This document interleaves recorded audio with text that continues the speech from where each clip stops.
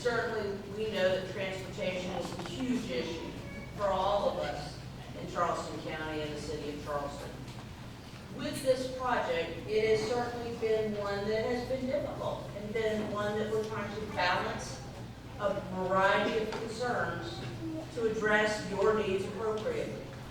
It is important that we look to improve traffic flow for vehicles throughout West Ashley. And despite what some folks may have unfortunately misunderstood, that is absolutely a priority for this project. And tonight we intend to show you the full information of our engineering research and our plan to move forward to show you that allows us to both accommodate cyclists and walkers from West Ashley, as well as to address vehicle traffic flow, including during our peak time. And we're looking at ways to be able to enhance bicycle and walking traffic across Charleston County, but not at the expense of vehicles. I'm chairman of the Battery Beach Committee, and we're working to make sure there are ways to get across Charleston County. And this is one of the critical ways for us to be able to serve West Ashley. As we'll discuss further, the bridge actually is in better shape than some people might think out there. DOT does not plan to replace this bridge in the next few years. So this, after careful consideration, teamwork, and preparation of planning, we believe is the best way for us to move forward, but we indeed want your information. You know, there were a lot of folks who were concerned about whether the Ravenel Bridge should have cycling and walking paths. Well, that was a $500 million project, and it was an expensive addition, but as we've all seen, it's been extremely popular.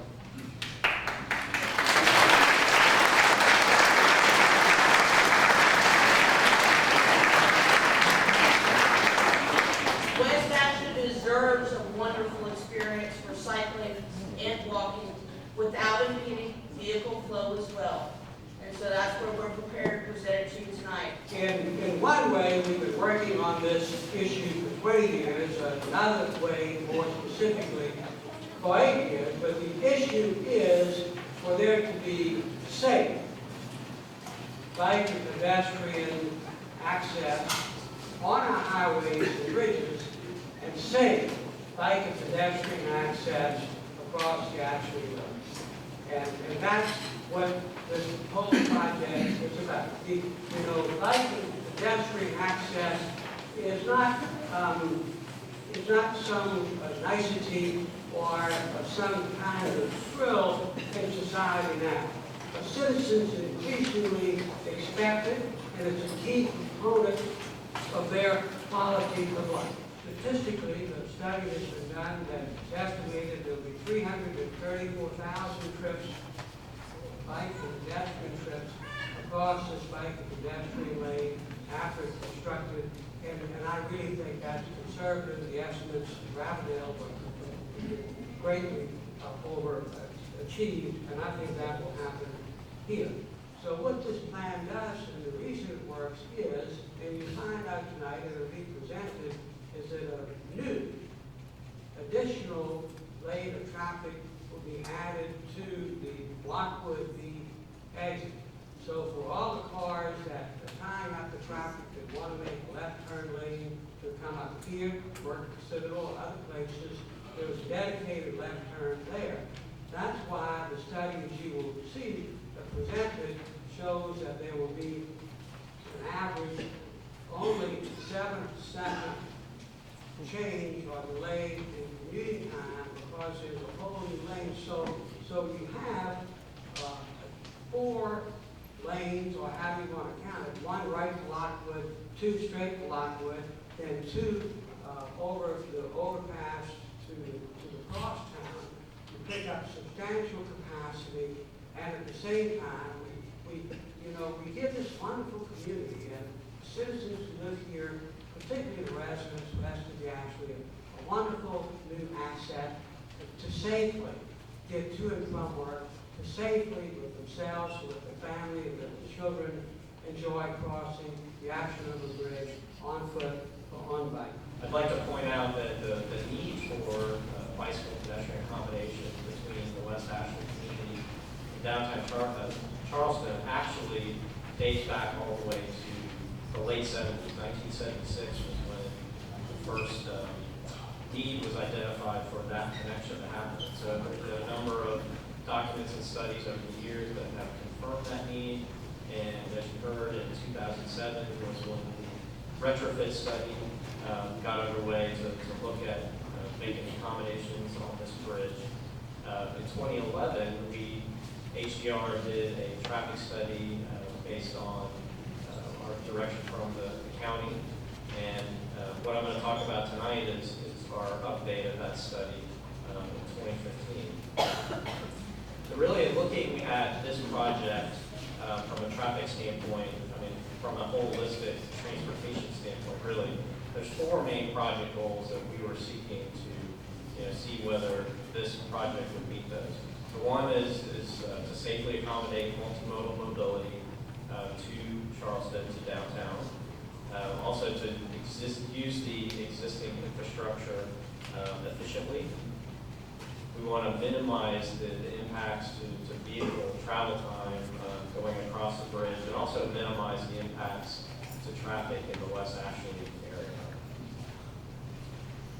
So when we started this update, we start, like we do most of our traffic studies, with getting recent traffic count data. So we did a number of traffic counts in the spring of this year, March and April, and we counted, we did roadway counts over a 72-hour period at a number of locations, both on the West Ashley side and also on the downtown side. So we captured the counts of the three main components of traffic that lead into the bridge. So that's the Folly Road, US 17, and the ramp from SC 61 that combine to form the traffic on the main approach to the bridge and the bridge itself.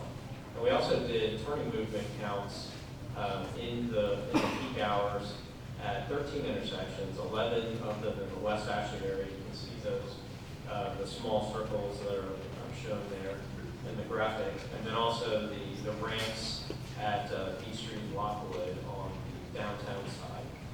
So the graph you see on this page is essentially the average daily traffic profile of the traffic from the three traffic streams, and then those three superimposed for the traffic on the bridge.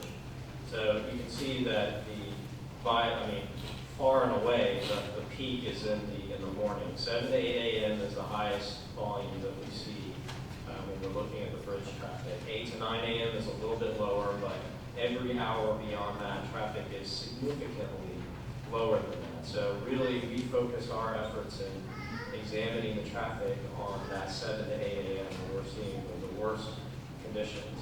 And just in looking at this, we have to keep in mind that the bridge area itself is a free flow area, and most of the bottlenecks actually occur because of signals and other things that are happening that cause traffic to stop. And so even when you see traffic, some traffic slowdowns on the bridge, it's not necessarily because of the bridge, it's because of what's happening downstream at locations like the signals. So in the West Ashley area, there are many signals, and even those signals meter traffic to an extent even getting into the bridge approach area. So looking at the updated traffic study, just a few things we wanted to show here. One is when we do a traffic study, we always like to look at historical traffic data. So the South Carolina DOT takes traffic counts on the bridges, and when I say on the bridges, I mean on both the northbound and southbound bridges of US 17 each year. And so the chart on the left shows the counts between 2002 and 2014, and that's the most current year that we have data from the DOT. And so you can see the traffic counts kind of fluctuate up and down a little bit, but by and large, the trend of overall traffic on the bridge has been flat over that period. And so that's over a period where you had a fairly significant economic boom time, and then you also had the period of the recession where you didn't have a whole lot going on. So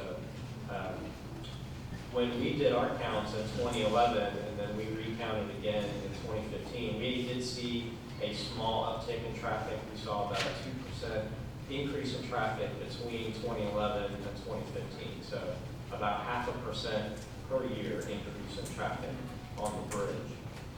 The other piece that we like to look at with all our traffic studies is the regional growth projections. And the Council of Governments here maintains a travel demand model which incorporates population and employment forecasts looking out through a planning horizon. The current model looks out to year 2040.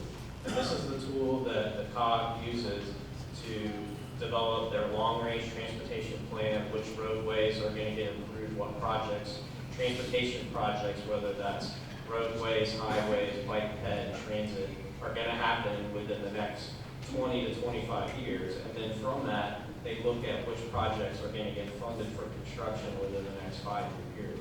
So this is a tool that's used region-wide. So their traffic forecast now in 2040 is a little bit lower than it was in the past because, you know, they've looked at the growth patterns, and compared to when we were in a really boom economy before the recession and everybody was a little more bullish on growth, now the growth numbers have been tempered a little bit. And so the forecast now is a little bit lower than it was in our previous traffic study. So the other thing, the last thing I want to point out is that, and Mayor Riley mentioned this, the concept to improve the capacity at the B Street Lockwood offering. And you can see this is shown on the boards in the back, but this is a zoom in of the specific area at the off-ramp. You can see that we've added, or we're planning to add, an exclusive left turn lane. And really the point of this is so that we can process more traffic through that signal and avoid having situations where traffic queues back from the off-ramp onto the main line and then causes impacts on the bridge. So we're maintaining 3 through lanes in US 17. The off-ramp would be a single lane that immediately expands out to 3 lanes, with one going to the right, one going through to B Street, and then the left turn lanes are northbound Lockwood Drive. So what do we do with all this information? So the traffic counts, the forecasts, those were used to develop a traffic simulation model. And we use a tool called Pedestrian, which allows us to simulate traffic and the behaviors of different driver types through complex areas. And this is a complex area. We have the 3 origin roadways, we have multiple destination points, and so we create origin destination pairs in the model so that we're modeling traffic that goes from each originating roadway to each destination. So we're seeing lane changes, merging, weaving, all of that stuff is built into our model. We do travel time runs existing to make sure that when we are seeing the simulation, we're replicating what the travel times that you're actually seeing when you're driving the roadway. So we calibrate our simulation model to existing conditions, both in terms of the volumes you see at the intersections, the volumes you see on the bridges, and the travel times that you see running through that section and getting into downtown Charleston. So once we have a calibrated model, we use that to simulate the existing conditions, year 2015 volumes, and also the forecasted volumes in year 2040. And we run those with the no-build, essentially the existing configuration that you have today, and then we run it with the build configuration that has the ramp improvement at the B Street Lockwood off-ramp, and then also the lane, the one fewer through lane on the bridge to accommodate the bicycle and pedestrian path. And so that's what all of our results are based on, is the results that come out of that very dynamic simulation model.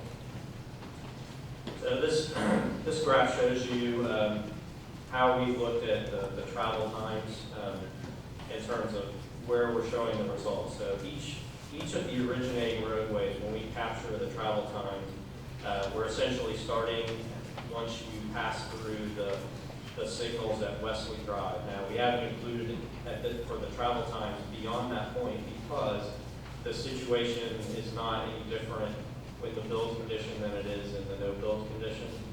The traffic signals are not being modified, the laneage is the same, the volumes are the same, and we're not seeing queues back up to that point that would impact the operations of those intersections. So the travel times start at those points and then go across the bridge, and we've captured travel times for traffic on 17, and then traffic that exits onto either Lockwood or East Street. So the existing volumes, when you looked at the totals, we were modeling essentially a little over 4,200 vehicles in the AM peak hour. And then when we looked at 2040, the number was above 5,000 vehicles in the peak hour. So essentially what we were seeing with our models was not a whole lot of change.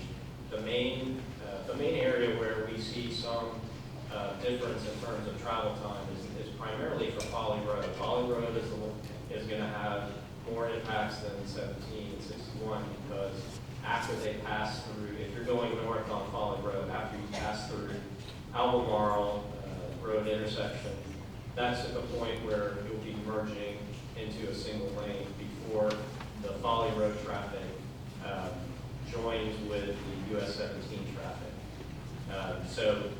But overall, we weren't seeing significant impacts, particularly with the 2015 existing volumes.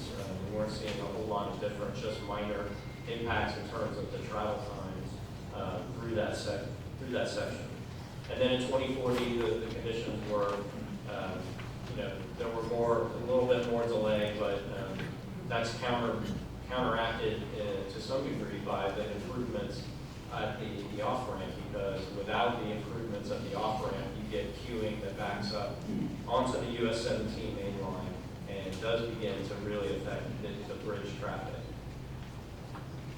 So when we look back at our evaluation criteria, we can say that in the build condition, with the improvements at the off-ramp, with in going to the 3-lane section, we can check off each one of our criteria we're meeting. Whereas with the no build, we're not meeting it in most of the cases. We're obviously not, in the no build, we're not providing an exclusive dedicated pathway for bicycles and pedestrians. Even using the existing infrastructure efficiently, with the condition at the off-ramp, it's really not as efficient as it could be. And we would be experiencing queuing over time coming off of that off-ramp. And so that does impact the vehicle travel times, even for the no-build. But in no case are we impacting the travel times in the West Ashley area, because as I mentioned before, the intersections are staying the same, the signal timings are the same, the volumes are the same. So you're processing the same amount of traffic through those locations. And so the first impact really becomes the merge condition on Poly Road. So you may wonder, is this something that is being considered or being done in other locations? And I can tell you there's communities all over the place that are struggling with the same issue, and there's some success stories. And one is in Vancouver. The Burrard Bridge there is very similar to the US 17 bridge. It's a major gateway into downtown Vancouver. It has very similar traffic volumes to the bridges across the Ashland River. It was a 6-lane facility, 3 lanes in each direction, and they, in 2009, converted one outbound lane to essentially what we're proposing here, a protected bikeway. And that's been a very successful project since they opened it. They actually get more than 1 million bike trips per year. In fact, I just read that this year they've already surpassed 1 million bike trips. And it's been so successful that they're actually going to convert a lane in inbound direction now to basically the same configuration. So they're going to go down to 4 lanes there. And again, they're processing about the same amount of vehicle traffic that we have. There's also another project in Brooklyn that connects between Brooklyn and Queens, very similar, not quite as high traffic volumes there, but a reallocation, rebalancing of the space. So if you haven't had a chance to see the boards in the back, I'm just going to kind of walk you through what you're going to see there in terms of how the path is connected. So at the bottom here in the gray, you can see where the West Ashley Greenway is. And this project would be connecting to the West Ashley Greenway and running north on Albemarle, and then would be passing behind the new 35 Holland project and into and across the proposed city park. And you can see here also the area where just downstream of the Albemarle intersection where the proposed lane merge would be happening. And from that point, once the lane is merged, the bike path would be on the roadway, barrier separated, and would run across the bridge. And then once exiting the B Street Lockwood off-ramp would come off to the shoulder, and then would have a crossing across that lane. So that's essentially the extent of the project that's being considered right now. In terms of the schedule, what's proposed right now is to move forward in construction with that off-ramp improvement this October, and then get into the final design permitting of the bike pit pathway itself. In February or March, we're looking at doing a trial run of the lane closure. That would be achieved through the use of some sort of barricades or construction barrels or something of that nature, and to test, the actual results of what would happen when you close the lane down. And then August of next year is when the lane would be proposed to go to construction and be opened by the beginning of 2017. So here you can see a couple of renderings of what it would look like on the left. This is what it would look like on the approach to the bridge itself, with a barrier and then a railing on top of the barrier. And on the bridge itself, the level of the path will be raised up so that it's level with the existing narrow curve, about a 2-foot curve, to provide a little bit of additional width. And again, it will have the barricade with the railing. The railing will be fairly high, 54 inches, just because the bicyclists have a higher center of gravity. And I'm also going to show you a rendering of, kind of a fly-through rendering of the pathway. So you can see here